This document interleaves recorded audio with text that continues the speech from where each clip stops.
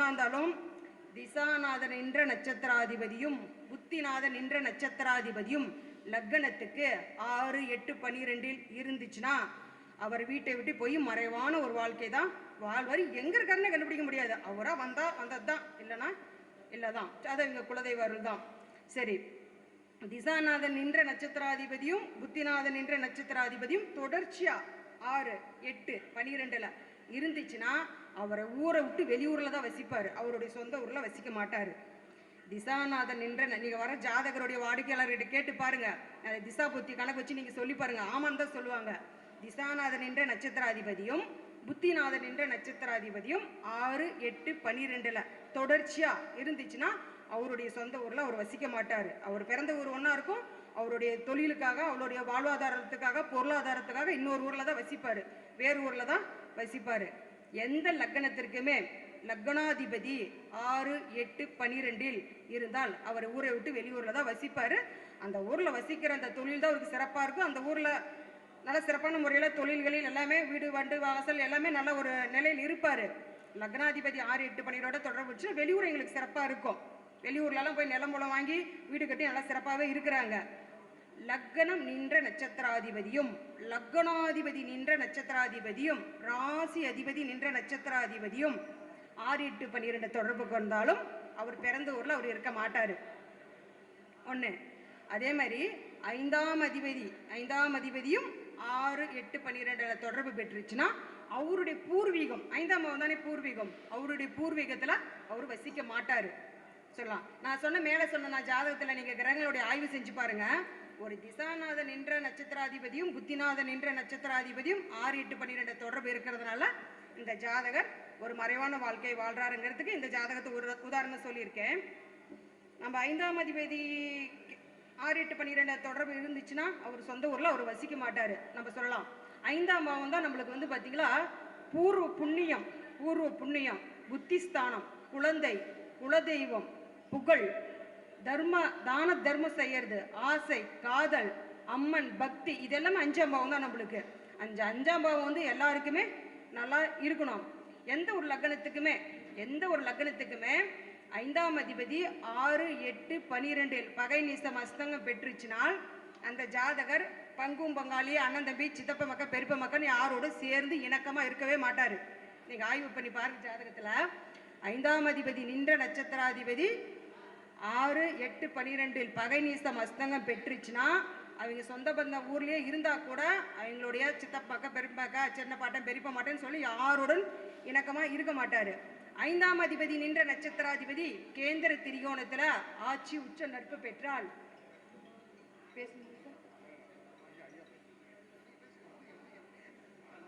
Okay 5ஆம் அதிபதி நின்ற நட்சத்திராதிபதி கேந்திர திரிகோணத்தில் ஆட்சி உச்ச நட்பு பெற்றுச்சுன்னா அவங்க பூர்வீகத்தில் இருப்பாங்க.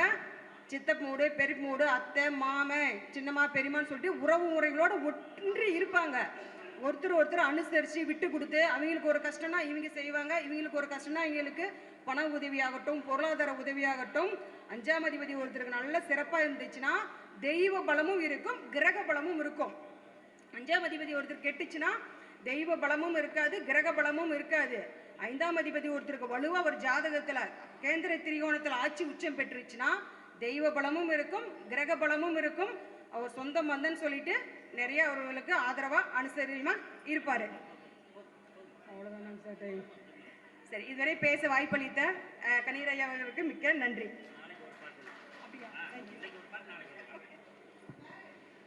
ஆவலுடன் எதிர்பார்த்து கொண்டிருந்த நம் ஓம் உலகநாதன் ஐயாவுடைய ஸ்பீச் ஆரம்பிக்க போகிறோம். அனைவரும் மத்தியானம் என்ன சொன்னாங்கன்னா, கேட்க இனிமையாக இருந்துச்சுன்னு சொன்னாங்க. அது யாரார் சொன்னதுன்னு நீங்களே கைதட்டி சொல்லிடுங்க. யாரெல்லாம் சொன்னீங்க? அதான் அவர் சொன்னாங்க. அதனால் இப்போ கரெக்டான டைமில் கொண்டு வந்திருக்காங்க. நல்லா ரெஸ்ட் எடுக்க சொல்லிட்டு ஐயா நான் ஸ்டாப் எவ்வளோ நேரம் வேணால் பேசலாம். ஐயா நீங்கள் உட்காந்துட்டே பேசலாம். அதுக்கு பின்னாடி ஐயா கிட்ட கேள்வி நேரமும் உண்டு. இதுக்கு பின்னாடி அந்த வெளியில் போனவங்களுக்குலாம் அனுமதி கிடையாது. கேள்வி நேரத்தில் இல்லை, இங்கே இருக்கவங்களுக்கு மட்டும்தான். அப்புறம் நைட்டு உங்களுக்கு டிஃபனு எல்லாம் சாப்பாடெலாம் ரெடியாக இருக்குது. இங்கேயே தங்குறதுக்கு எல்லாம் ஏற்பாடு பண்ணியிருக்கோம். அப்படியே இருங்க, நம்ம காலையில் அப்படியே தொடர போகிறோம். ரைட்டுங்களா? பக்கத்தில் இருக்கவங்க மட்டும் போயிட்டு வாங்க. ரைட்டா? இப்போ ஓம் உலகநாதன் ஐயா அவர்களுடைய சொற்பொழிவும் நமக்கு ஒரு ஆசீர்வாதமும் ஆரம்பம். இல்லை ஒரு மணி நேரம் நீங்கள் சொற்பொழிவுங்கய்யா, அதை முடிச்சுட்டு 1 மணி நேரம் கேள்வி பதில். ஐயா மத்தியானம் நீங்கள் பேசுனீங்களா சாப்பாட்டு நேரத்தில், சாப்பாடை விட இனிமையாக இருந்துச்சு நீங்கள் ஐயா பேசுனதுன்னு சொன்னாங்க.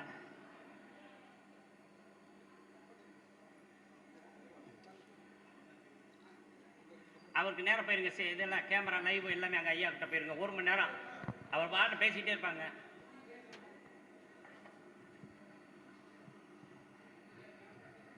இந்த ஜோதிட மாணவர்கள் மாநாட்டிற்கு வருகை தந்திருக்கின்ற அனைத்து மாணவ சிரோன்மணிகளுக்கும் ஜோதிட மேதைகளுக்கும் ஜோதிடத்தை நீண்ட காலம் செய்து ஜோதிட உலகிற்கு புகழ் சேர்த்த ஜோதிடர்களுக்கும் இந்த மாலையில் ஒரு மனமார்ந்த நன்றியை தெரிவித்துக் கொள்கிறேன். எனது அருமை சகோதரர் கடியர் ராஜசேகர் அவர்கள் இந்த அகில இந்திய ஜோதிட பேரவையுடைய பொறுப்பை ஏற்று செயல் தலைவராக செயல்பட ஆரம்பித்ததிலிருந்து திக்கட்டும் ஜோதிட மாநாடுகளும் ஜோதிட விழாக்களும் மாணவர்களும் வகுப்புகளும் நடந்து கொண்டிருக்கின்றன என்பதை நீங்கள் அறிவீர்கள்.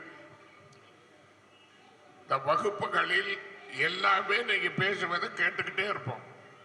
நீங்க பேசிக்கிட்டே இருக்கணும். சற்று விட்டு ஒரு அம்மா அருமையா பேசுறாங்க, எனக்கே தெரியாது அவ்வளவு விஷயம். எல்லாரையுமே தாத்தா பாட்டி மாமன் மச்சான் அம்மா அப்பா அதெல்லாம் எல்லாம் நிறைய சொன்னாங்க. ஏன்னா அவ்வளவு ஆராய்ச்சி பண்றாங்க. நான் என்ன சொல்றேன் உங்களுக்கு, அந்த மாதிரி நீங்க பேசணும். முதல்ல நான் தம்பிக்கிட்ட கேட்டுக்கிட்டதே முதல்ல இந்த மாநாடு நம்ம மாணவர்களுக்காக போடணும். மாணவர்கள் பேசணும், நாங்க கேட்கணும். நாங்க பேசி பேசி பார்த்தாச்சு. இப்ப உங்களுக்கு ஜோதிடத்துல காலையிலிருந்து இருந்தவங்க ஒரு கேள்விதான் கேட்க போறேன். இந்த நாளை எதற்காக தேர்ந்தெடுத்து மாணவர்களுக்கு தங்க காசு வெள்ளி காசு கொடுத்தான்? இந்த நாளை யாராவது பேசுனா மைக்கு வச்சுங்க, நல்ல கவனமா. அந்த பின்னாடி இருக்கிறவங்க எல்லாம் கொஞ்சம் முன்னாடி வாங்கல, முன்னுக்கு வாங்க முன்னுக்கு வாங்க முன்னுக்கு வாங்கன்னு சொன்னா பின்னுக்கு போறீங்க நீங்க. காலியா இருக்கிற சேர் எல்லாம் நிரப்புங்க. அந்த அம்மாவுக்கு முன்னால் இருக்கிற சேர் எடுங்க. மறைக்கிற பாருங்க, அவங்க அழகான முகத்தை மறைக்கிறீங்கள பார்க்கணும். ஒருத்தர் எல்லாம் நெருங்கி இருக்கும். 10 பேர் இருந்தாலும் சேர்ந்து நெருங்கி இருக்கணும்.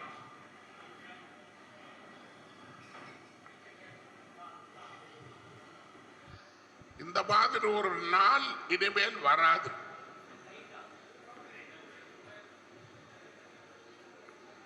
ஏன்னா எப்பவுமே நீங்க நெருங்கி இருக்கணும். ஆளுக்கு திட்டத்தக்கா இருக்கக்கூடாது. எல்லாரும் முன்னுக்கு வந்திருக்க. ஒரு சேர் கூட முன்னால பிரண்ட்ல காலி தான் பார்த்துருக்க. அப்புறம் வர்றவங்க பின்னாடி உட்காரட்டும். நீங்க ஒவ்வொரு மாணவர்களும் யாருமே கற்றதை வெளியே சொல்ல மாட்டாங்க. இன்னைக்கு அருமை சகோதரர் கடியர் ராஜசேகர் அவர்கள் மிகப்பெரிய உழைப்பு, கடினமான உழைப்பு. அவருடைய உழைப்பை சொல்லி முடிக்க முடியாது. ஒரு மாணவர்களை உருவாக்குறதுங்கிற ஒரு சின்ன விஷயம் அல்ல. கருணையே வடிவாக எல்லாருக்கும் சொல்லி கொடுத்துக்கிட்டு இருக்காரு. அதை நீங்க நல்லா கத்துக்கிட்டீங்களான்னு தெரிஞ்சுக்கிறதுக்கு மட்டும்தான் நான் அப்பப்போ ஏதாவது வந்துட்டு போவேன். மீறி என்ன எல்லாம் அவரே பார்த்துக்கிறார். இப்ப இன்றைய நாளை அவ்வளவு ஜோதிடர்களும் நமக்குள்ளதான் பகிர்ந்துக்கணும், வெளியாளர்கிட்ட கிடையாது. இந்த நாளை தேர்ந்தெடுத்து உங்களுக்கு தங்க காசும் வெள்ளி காசும் ஏன் கொடுத்தார்? இனி ஒரு நாள் இப்படி வருவா? யாராவது அடையாத இடத்த ஒருத்தரே பேசிக்கிட்டு கூடாது. ஆளு கொஞ்சம் கொஞ்சம் பேசணும். திருச்சியில ஒரு அம்மா வந்தாங்க, புடிச்சா அவங்களே தான் பேசுறாங்க, யாரும் பேச கொடுங்க. அந்த அம்மா உங்களுக்கு அடையாளம் தெரியுமா இருக்காவது? திருச்சியில் அவங்களே பேசுறாங்க, அவ்வளவு ஆர்வமா பேசுறாங்க.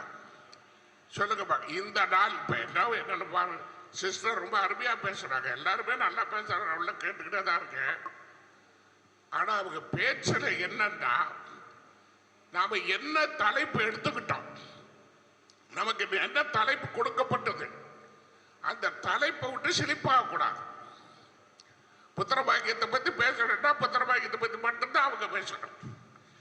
ஆயில பத்தி பேசணும்னா ஆயில பத்தி மட்டும்தான். யார் எந்த தலைப்பு எடுத்துக்கிறீங்களோ அந்த தலைப்பை விட்டு நகராம தலைப்புக்குள்ள இருந்தே பேசணும். இந்த நாள் இனிமேல் வராது. அதனால இந்த நாள் இன்னைக்கு வந்திருக்கின்ற நீங்க அத்தனை பேர் உண்மையா நான் சொல்றேன், விளையாட்டுக்காக சொல்ல, முகஸ்துதிக்காக சொல்ல, நிச்சயமா சத்தியமா பூர்வ புண்ணியத்துல புண்ணியம் பண்ணியிருந்தா தான் இங்க இருக்க முடியும். இல்லாட்டி காலையில வந்திருந்தா கூட மத்தியானம் சாப்பிட்டு போயிருப்பாங்க. அவங்க அப்பப்பா கொஞ்சம் புண்ணியம் பண்ணியிருப்பாங்க. நாளைக்கு சாயந்தரம் வரைக்கும் நிறைவு விழா வரைக்கும் யார் இருக்கிறாங்களோ அவங்க தான் 5ஆம் இடத்துக்கு உடையவர்கள் ஆவாங்க. அது அப்புறம் பேசணும், நிறைய பேசுவோம். இப்போ இந்த நாளை தேர்ந்தெடுத்து தங்க காசும் வெள்ளி காசும் கொடுக்கப்பட்டது எதனால் அது சொல்லணும். அது ஜோசியர்களுக்கு எதுக்காக கொடுக்கணும்? இந்த தங்க காசுக்கு என்ன மதிப்பு இருக்குது, இந்த வெள்ளி காசுக்கு என்ன மதிப்பு இருக்குது? இது கடையில் இருந்ததுன்னா சில ஆயிரம் நூறுக்குள்ளதான் போகும். உங்க கைக்கு வந்த உடனே அதுக்கு மதிப்பே கிடையாது. இப்போ மதிப்பே கிடையாது.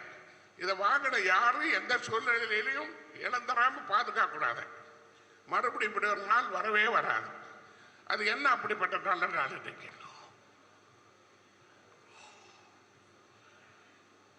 உங்களுக்கு ஏதாவது தெரிஞ்சா ஒருத்தர் ஒரு தடவை பேசலாம், தொடர்ந்து பேசக்கூடாது. திருச்சிக்கார பாவாட்ட பேசக்கூடாது. ஏன்னா மற்றவங்களுக்கு அது வருத்தம் ஆயிடுது. அந்த அம்மா என்னமோ எனக்கும் அந்த அம்மாவுக்கு ஏதோ